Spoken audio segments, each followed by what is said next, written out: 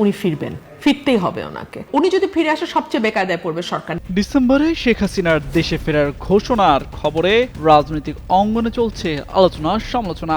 আদৌ কি পা রাখবেন দেশের মাটিতে? আসলে তার পরিণতি বা কি হবে? দেশ জুড়ে যখন ঘুরপাক খাচ্ছে এমনই প্রশ্ন, এমন সময় এসব প্রশ্নের জবাবে বিস্ফোরক মন্তব্য করলেন ব্রাহ্মণবাড়িয়া ২ আসনের সংসদ সদস্য ব্যারিস্টার রুমিন ফারহানা। AKS অর্জন করল গিনেস ওয়ার্ল্ড রেকর্ডস।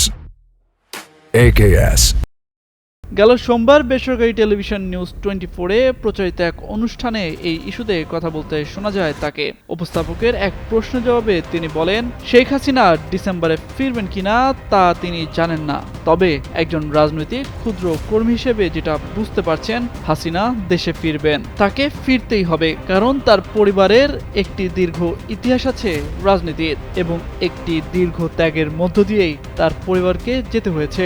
অথচ তিনি তার পুরো পরিবারকে হারিয়েছেন এই রাজনীতির কারণেই।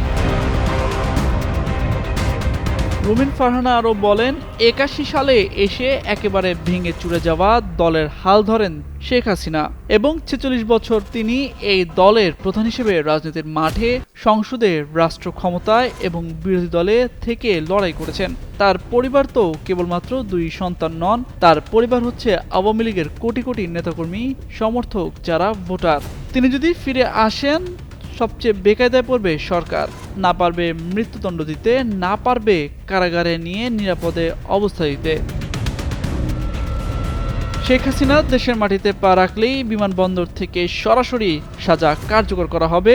নাহিদ ইসলামের এমন বক্তব্যের সমালোচনা করেন ব্রাহ্মণবাড়িয়া ২ আসনের এই সংসদ সদস্য। তিনি বলেন, রাজনীতি তো একটু হুঙ্কার টুঙ্কার না দিলে তো হয় না। নেতাকর্মীদের একটু চাঙ্গা রাখতে হয়। নেতা না হয় আছে ১০টা আর কর্মী না হয় আছে 5টা।